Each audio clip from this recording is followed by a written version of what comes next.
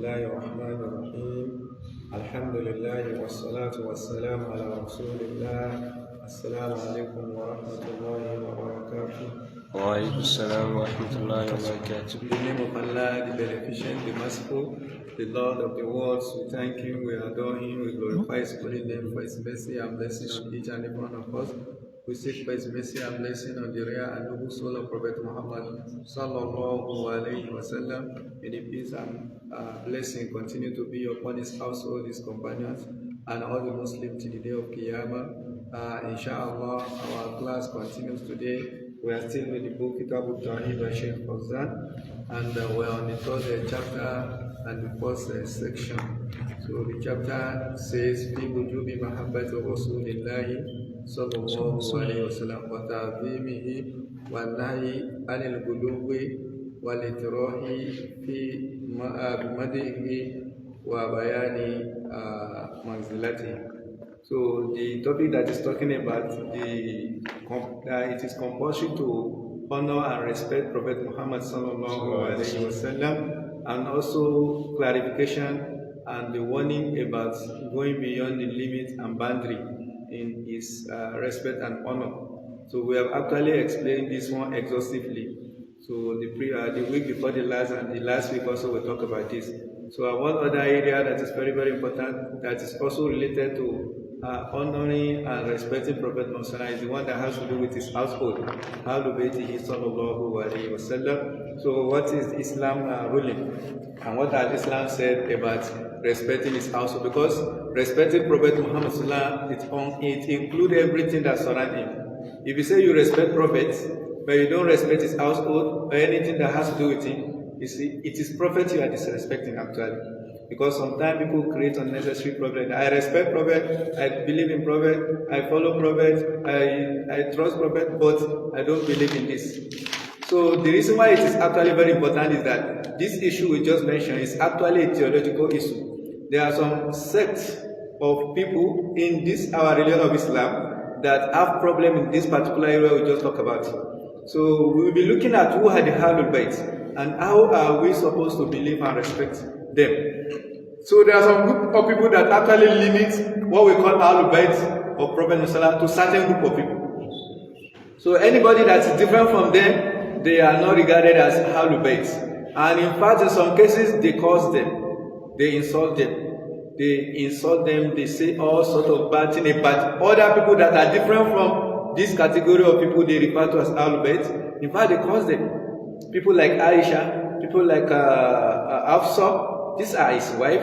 People like their father, Abu Bakr, the father of Aisha, and also Umar, the father of Hafsa. So which means it's actually a critical issue that has to be handled critically and carefully. So when we say Ahlul Bayt of Prophet Muhammad, in general when we say the word Ahlul Bayt, it's a compound word that is derived from the two roots, the word Ahlu and the word Bayt. So the word Ahlu, generally it refers to Ashab.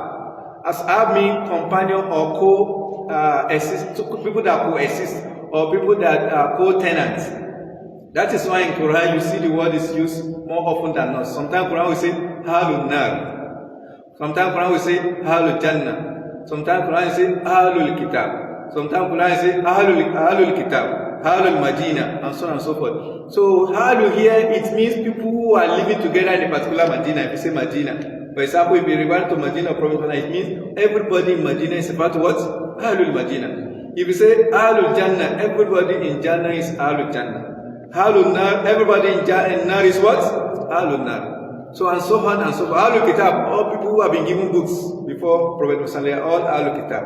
So in other words, the word Ahlu, it means people who share the same thing, either in terms of place or time and values, like we have just mentioned. But there's another word that is closely related to it, the word Ahlu. So there's Ahlu and there's Halu. So Halu, it can actually refer to all people that you live together and you share something in common, especially in this context. But when we say Ahlul, that is Hamza and Lam with Alif. So that one refers to people who are somebody's descendants, who are biological descendants of somebody. That is Ahlul. And if when we refer to it as biological descendant, it means somebody who is related to somebody biologically or in terms of blood. But if you study the way Quran uses this word, I mean Ahlul, it is not only people who descend from somebody specifically. It actually refers to a specific section of your descendants. Let's look at it critically. In Quran, in Surah Al-Baqarah, Allah says, وَإِذِ بِتَلَّى إِبْرَاهِيمَ رَبُّهُ بِكَلِمَاتٍ فَأَتَمَّهُنَّ قَالَ إِنِّي جَاعِلُكَ قَالَ وَمِنْ ذُرِّيَّتِي قَالَ لَا يَنَالُ أَحْدِي.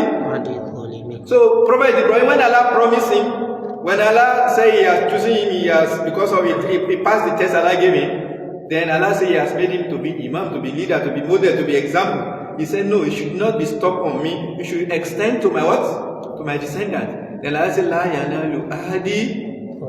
My promise, my good promise will not extend to the wrongdoer. Which means the possibility of wrongdoing is what? In the descendants. So, which means the region that is used here. And it is actually not referred to Hal. If you look at another place, Surah Al-Imran, Allah says, Inna Allah astafa Adama wa Nuhan wa ala Ibrahim wa ala.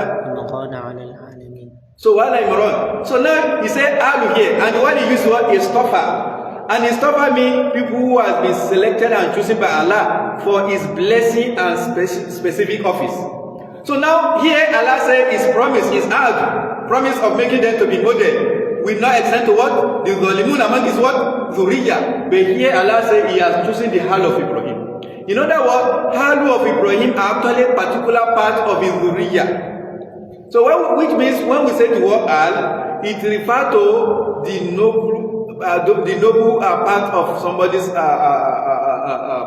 generation or descendant. Not only that, so some scholars they look at it and they say it's actually referring to the ruling dynasty. Because when Quran is saying he has chosen them, what has Quran chosen them for? What has Allah chosen them for? Is it for any worldly reason? No. It is for prophethood. It's for religious purpose. Which means they are the one who will continue the legacy of Islam that has been led by Prophet Muhammad. And they are referred to the word Hal. Inna Allah astafa wa ala Ibrahim wa ala what? Imran. Ala al-alamin. So which means Hal in this case, it means the ruling dynasty and those who are noble by birth. So which means when we say Hal, it is not only referring to somebody who is related to you by birth, but somebody, especially in the Quranic usage, but somebody who is noble and somebody who is righteous. Who is what? Who is righteous? That's the Quranic usage. But when you say Hal can actually refer to anybody, whether righteous or unrighteous. So when you share something in common with somebody, when you coexist or you are a co-tenant of a place, you are all Hal of that place. So what you share in common is what? Is the place and time, but not necessarily the same value. But when we refer to the Ahlul Bayt of Prophet Muhammad Sallallahu, so Allah has made his Bayt, his household, to be clean, to be pure. So there is a purity in his lineage, in his what? In his lineage and his household. So by Allah's mercy, there is no unrighteous person in his household. Everybody in the household of Prophet Muhammad, they are what? They are righteous. And according to the word we have just said now, that the word Ahlul refer to everybody that live together or share something together, whether time and place. So from here, some scholars, they classify the Ahlul Bayt of Prophet Muhammad into different categories. People like Ibn Taymiyyah, he classified them into 5. And people like Ibn Hajar al-Asqalani, he classified them into 8. In the classification of Ibn Taymiyyah, he said Ahlul Bayt of Prophet Muhammad, we can classify them into 5. He said the first one is what? He said the first one, they are the Ahlul Bayt al-Khas al-Kubra. Al-Khas al-Kubra. That is those who are special and those who are the highest one among the special one. And he said this is actually Prophet Muhammad as a whole, because he's actually different, and the way we are going to relate, interact and deal with him is actually different. Even though we are going to respect and honor everybody that's related to him, but his own case is different. I hope you understand. His own case is a matter of religion, and it is compulsory. He has to be loved more than every person you love. Like this we mentioned, that nobody among you is a true believer until I become most beloved person to him, even more than his father, his children, and every other woman being. So this is Prophet Muhammad. So after the Khas al-Kubra, then we have Al-Khasa, Al-Bayt al-Khasa. We have those who are special among this family, and these are referred to as what? His biological, his biological descendants and his wife. So the wives and the children of Prophet Sallallahu, they are classified or categorized as what? Al-Khasa, Al-Bayt al-Khasa. So then we have the third category according to Ibn Taymiyyah. I said we also have what? Al-Ahlul Bayt we call Al-Ammatul Mukhassasa. We have Ahlul Bayt what? Al-Ammatul Mukhassasa. So this one they refer to those who are his relatives, and we are being instructed or directed to also respect them. So like his uncle, his niece, and so on and so forth. They are also included in what we call what? Al-Amatul, what do you call it? the third one, that is Al-Amatul Mukhassasa. So this is Amatul Al-Mukhassasa. The fourth one is the word Al-Amatul. So that is general ones, everybody that is also related to him or that live in his household. Then we have Al-Mujarrad. He said we have Ahlul Bayt al-Mujarrad, those who are isolated. In other words, they are living together with Prophet Muhammad, but they are not related to him in any way. But they share the belief, Iman with him. They are also his Ahlul Bayt. Mind you, in Surah Al-Azab, Allah says, An-Nabiyyu awla bil-mu'minina min anfusihim wa azwajuhu. So Prophet is closer to the mu'minun, but more than I say, which means Prophet is closer to you than your father, he's closer to you than your mother, he's closer to you than everything that related to you, and you are closer to him than as long as you are what? You are a believer. So this is the definition of what do you call it? Ibn Taymiyyah. And this translation is actually correct. If you go by the definition of Ahlul we just mentioned now, that it refers to everybody. In other words, everybody that you share similar thing, whether space or time together, then you are your hand. So the hand of Prophet Muhammad include all this one, which means Prophet himself, his children, his wives, and his relatives, and also the mu'minun that are with him, that supported him. They are part of his heart. And this is actually valid. And the wife or the children, the manner in which was like the first we just quoted now in the Surah Al-Azab, Allah said his wives are what? Our mother. Which means we have to treat his wife as our mother. And not only treating them as our mother, we have to give them the utmost respect in the manner in which we talk about them and the manner in which we deal with them. So Allah mentioned another passage, the same Surah Al-Azab. Allah said, وَمَا كَانَ لَكُمْ أَن تُؤْذُوا رَسُولَ اللَّهِ وَلَا أَن تَنكِحُوا أَزْوَاجَهُ مِن بَعْدِهِ. The incident that led to this fast was before this fast. There was an incident where Allah said, يَا أَيُّهَا الَّذِينَ آمَنُوا لَا تَدْخُلُوا بُيُوتَ النَّبِيِّ إِلَّا أَن يُؤْذَنَ لَكُمْ إِلَىٰ طَعَامٍ غَيْرَ نَاظِرِينَ إِنَاهِ وَلَٰكِنْ إِذَا دُعِيتُمْ فَانتَشِرُوا وَلَا مُسْتَأْنِسِينَ لِحَدِيثٍ إِنَّ ذَلِكَ كَانَ يُؤْذِي النَّبِيَّ فَيَسْتَحْيِي مِنكُمْ وَاللَّهُ لَا يَسْتَحْيِي مِنَ الْحَقِّ. So you know, one of the practice, and it's also sunnah, it's also one of the Islamic ethics, is that you can invite people to come to your house for a feast. Maybe you think you want to give people food, you can just invite them, come and eat in my house in particular day. So there are some people who doesn't wait for invitation. They will just go to the house of Prophet Sallallahu. We are here. What do you have for us food? Then Allah says, "La tadkhulu buyutan nabi illa," except you are given invitation or permission.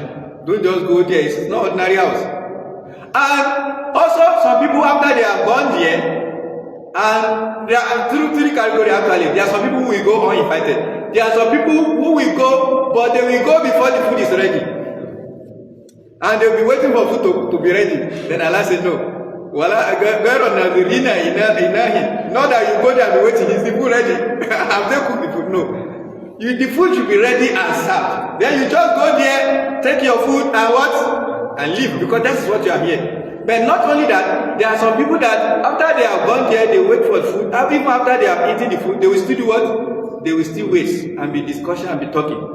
That's why Allah said, Wala mustanizina what? Hadith. So after you have eaten your food, they say, do you know what happened yesterday? So they will be talking about Allah said, no. Oh, this is unnecessary familiarity. And this is what they are doing. Kana yudhi Nabi. Prophets feel uncomfortable. He was not, it hurt him. He wasn't happy with it. Why he was not happy? Because that was the same house of his wife.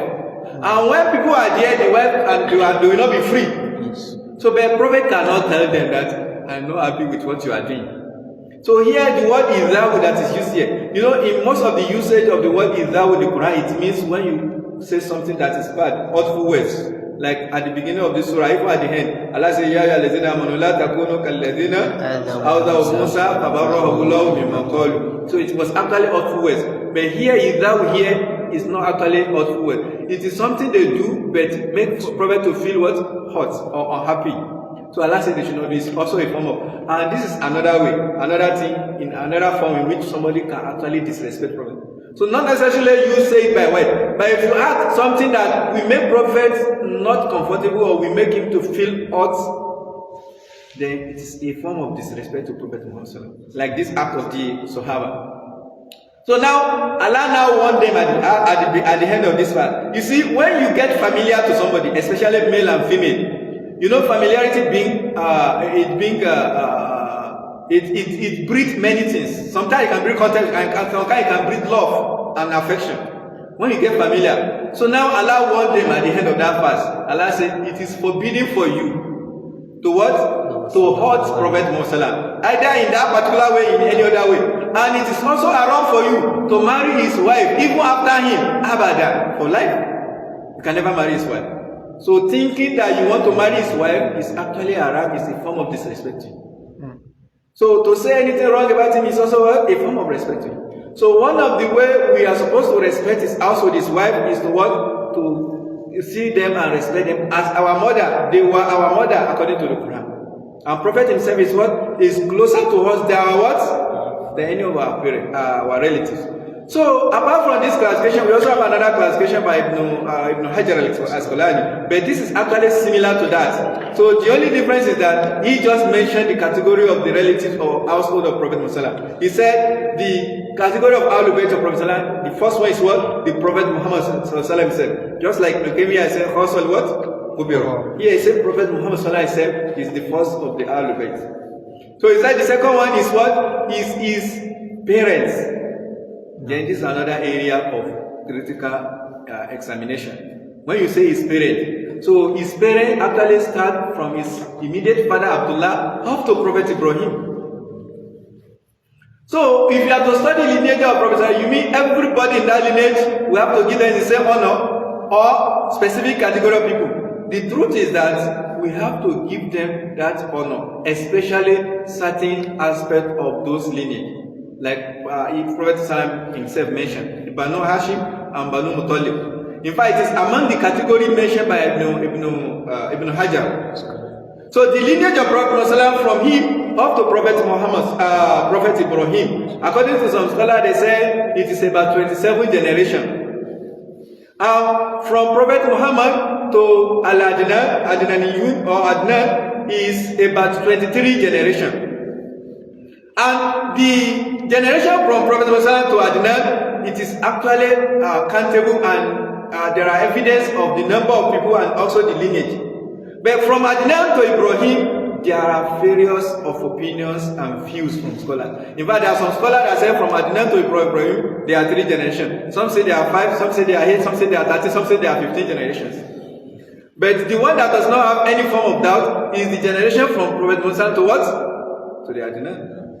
So there's no controversy about the number of generations and also the lineage. So all this lineage, especially the one that we have just mentioned there. And another important thing is that it is clear in the statement of Prophet Muhammad that, you know, when we say Adnan, it's actually a family name, but there's a particular line in that Adnaniyun or any other Banu Hashim or Quraysh, whatever, there's a particular line from where Prophet Muhammad come out. Isn't it? That lineage, it has highest level of purity in every lineage in human history. in the word of Prophet Muhammad. He said, I have not been brought out from the sulb of a man and from the rahim of a woman, except that Allah has put His light in that, in two of them.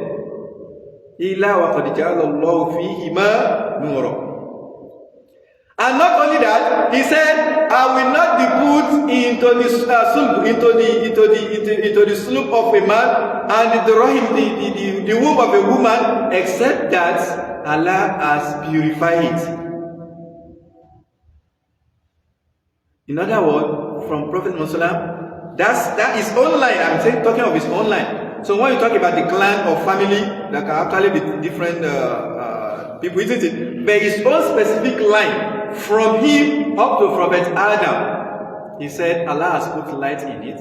Not only that, Allah has purified it. There is no element of corruption, there is no indecency, there is no infidelity from Prophet Muhammad. So Allah has made it to be pure.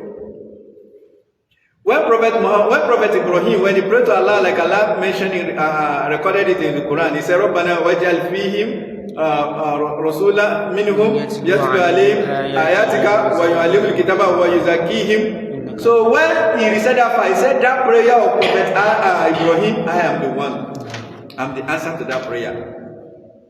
So in other words, all these lines of Prophet are also supposed to be respected and to be honored. So look at that statement. Even if you don't have any reason to honor it, in this hadith of Prophet, he said it is purified by Allah. Can you beat yourself? Can you boast that your own lineage is purified like that? In fact, he's the only one that from Adam to him is pure. Not only pure, he said Allah has put light in it. No other person can boast of that. So if that is the case, and if that is true, it means that lineage is supposed to be respected. It means one should avoid saying anything negative or bad about the lineage. There are sometimes some people make mistakes. Like they said, one man once asked Prophet Muhammad that where is his father? That question was actually unnecessary. So but when the Prophet told him that his parents, they are what? In Nar. So the man was unhappy. The Prophet invited and said, my parents, your parents, they are what? They are in Nar. Because of that, some people will just delve into that kind of discussion and say his parents is in Nar, all this. So this particular hadith and this particular narration, some scholars have actually shed more light on it. Even if they don't shed light on it, it does not befit our mouths to actually be saying it in a way that will show disrespect to Prophet Muhammad. And mind you, another important thing is that people of that time, people of the time before the message of Prophet, they are part of the Ahlul. When we say Ahlul, they are people who did not get the message, like Allah mentioned in the Quran. And the Ahlul, their judgment, their case is that Allah will forgive them. Allah says, we know when there is no Rasul, we will not punish. Even let's assume it is not the way we have said it. There's another hadith. He said, anybody who have died, his case is with Allah, we should leave him. Leave him to Allah, not you talk about it in a way. No matter what, whoever the person is, he has died, isn't it? So it's already in the court. It's just like in this world, a case has been taken to court, but you are trying to infringe or to interfere with that case. How will the law look at you? How will the law look at you? You are a criminal. Because when the case is already in the court, are you supposed to talk about it? Are you supposed to interfere with the law? No, this is the same case. Anybody who have died is already in the court of Allah. So what is your own business? Interfering is going to hell, is going to Jannah. No, if you don't have any good things to say, leave them. And if it's a righteous person, pray for them, pray for their forgiveness. This is what Allah has taught us. This is what the angel is doing every day. So in other words, the lineage of Prophet Muhammad, from him up to the Adam, is a pure one by his own statement, as well as this, and is supposed to be respected as such. So, and apart from this, like the Niger classification we mentioned, the Prophet then is what? His parent. After his parent, there is what? His children. Then after this, his wife. So he actually mentioned about 8 categories. So he said, Prophet Muhammad, his parents, his children, his wife, then the manumit slaves. The slaves that have been manumitted, but they are pious and believers. In other words, like Zayd, he was originally a slave from Khadija, then later he was what?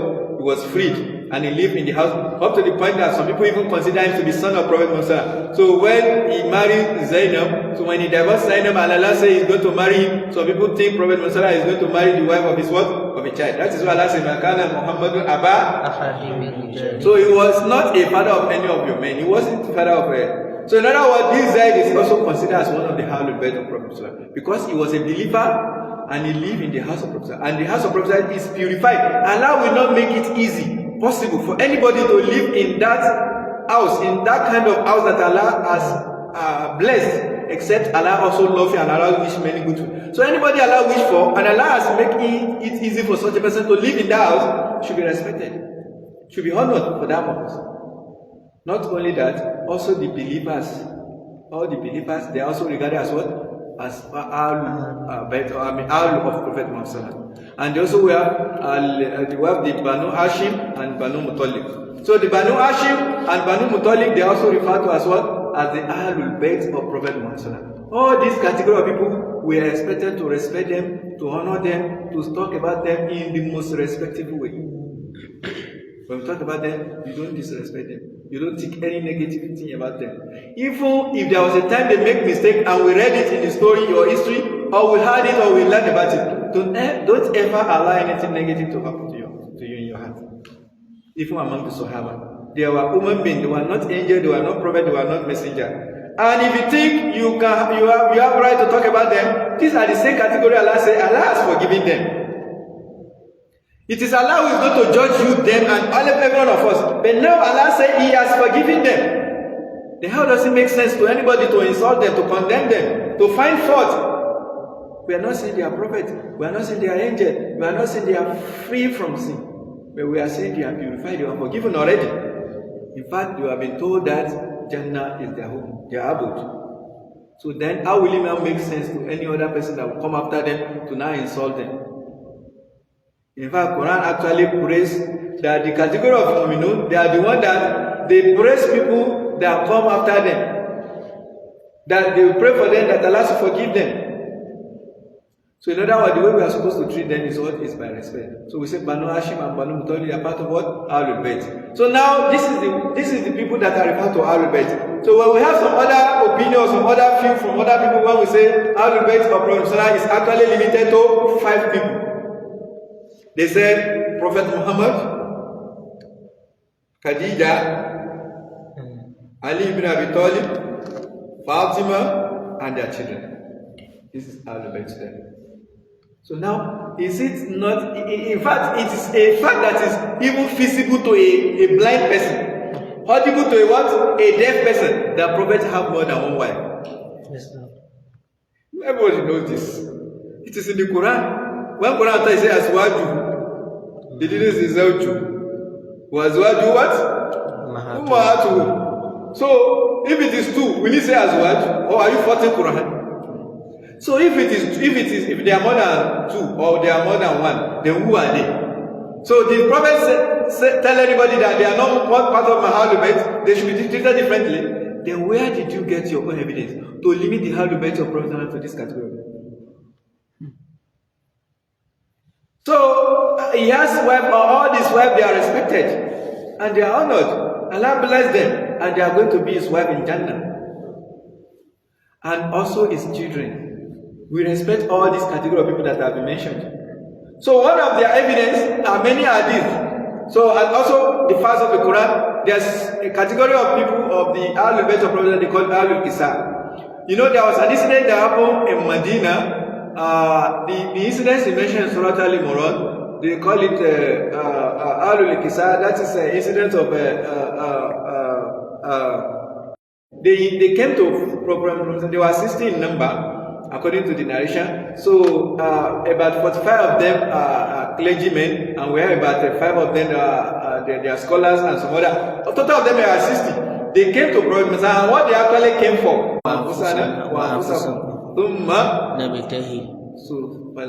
So these people that when this verse was revealed, Prophet he called Ali, he called Fatima, he called Hassan and Hussein.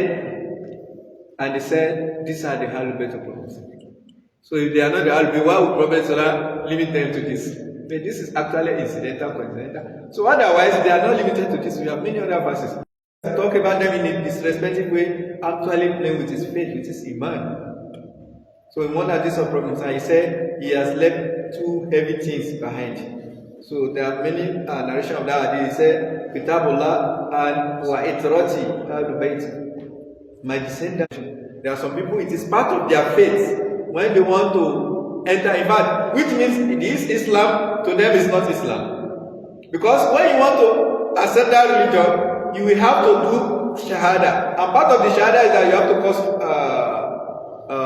Aisha and Abdul and their fathers, the two of their fathers. You have to cause them. So what type of religion is that? That Allah and His Messenger, Allah mentioned in the Quran, Allah praised them, Allah talked about them. Everybody that was a believer, even if they have made mistakes, they are not human beings. This is another fact we have to understand. And the prophets and the messenger, Allah deliberately protected them from sinning. They are masumun. And other people, they are not masum. So when Allah protected them, it is actually necessary because of the message. You can imagine if a messenger that carry such a high office, that occupied such a high office and such a pure book is making unnecessary mistake or committing unnecessary sin.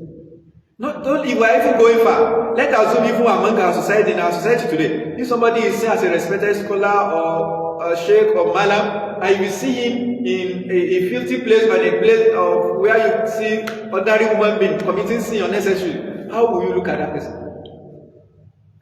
How will you think about the message Islam is representing? So you think that this is actually not Islam. So unlike if you see somebody who is not actually a scholar or who is not a sheikh, if you see such a person in that kind of place, you may not feel disturbed. But when you see this category of people, you will feel disturbed and disappointed. So because of that, people who carry such message or who occupy such office, they need to be protected from sin. So Allah protected the messenger and prophet of His from sinning. They don't actually sin. When Allah says Allah has forgiven them, like Allah mentioned about Prophet in Surah Al-Fatih, it is not actually Tawbah. That is why in the Quran, you will never say where Allah says Tubu ila Allahi. Tubu ila Allah is Allah for the mu'minun. Tubu ila Allahi. But for the prophets, there is no place Allah will say Tubu ila Allah. So even when Allah say He has forgiven, لِيَغْفِرَ اللَّهُ لَكَ مَا تَقَدَّمَ مِنْ ذَنْبِكَ وَمَا. So when the scholar, when they look at this verse and another verse in Surah another place, when they look at it, then what are the sin of prophets? They did not sin one.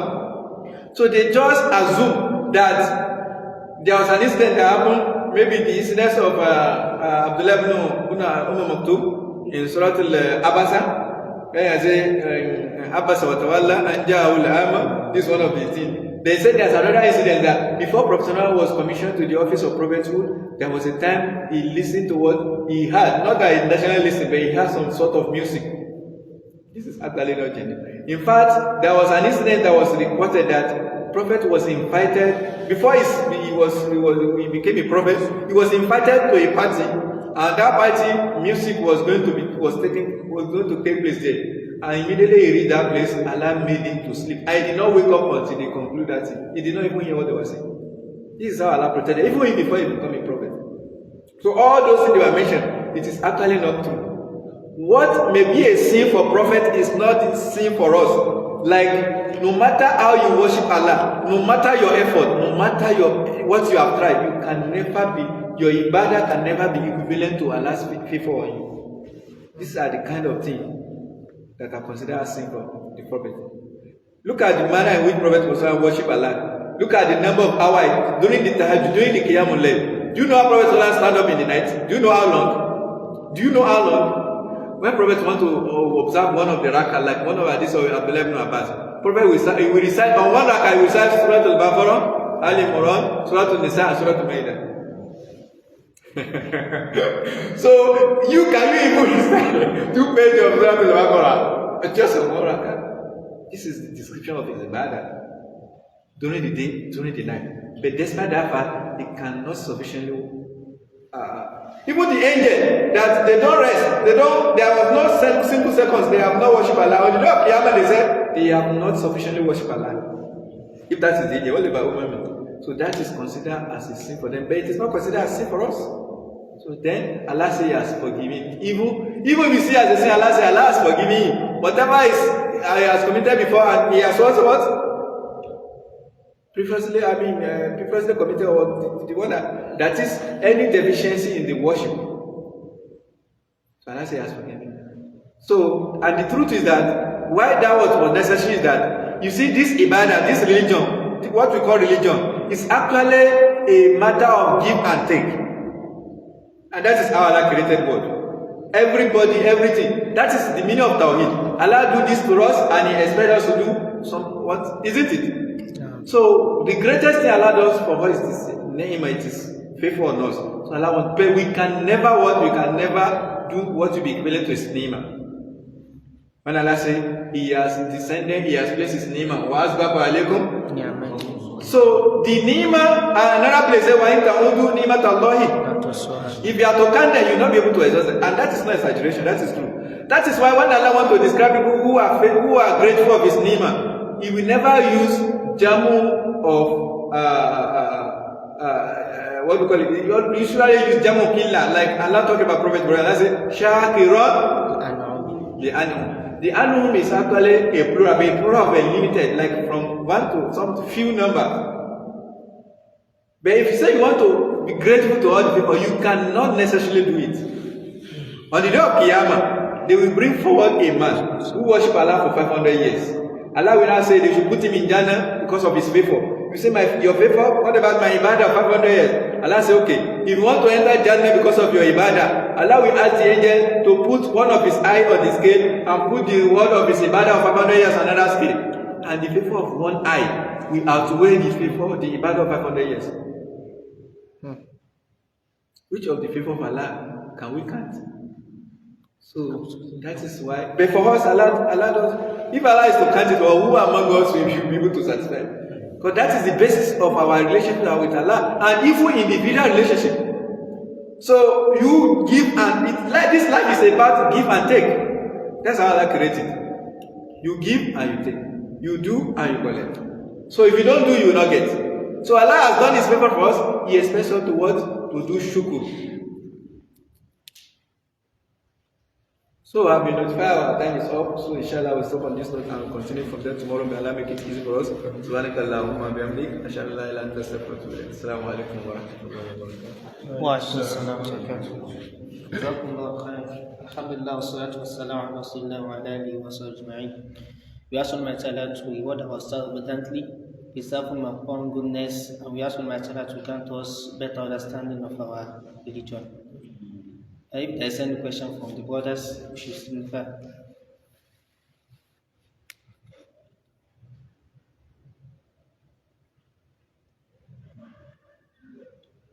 In the absence of no question, we stop here for today and continue tomorrow, bi'idhnillah. And also, we are still encouraging the brothers to do invite others about these programs, like our population is depreciating every day. Please let us try to mobilize others. May Allah see us through and grant us success in all our academics. Assalamu alaikum wa rahmatullahi wa barakatuh.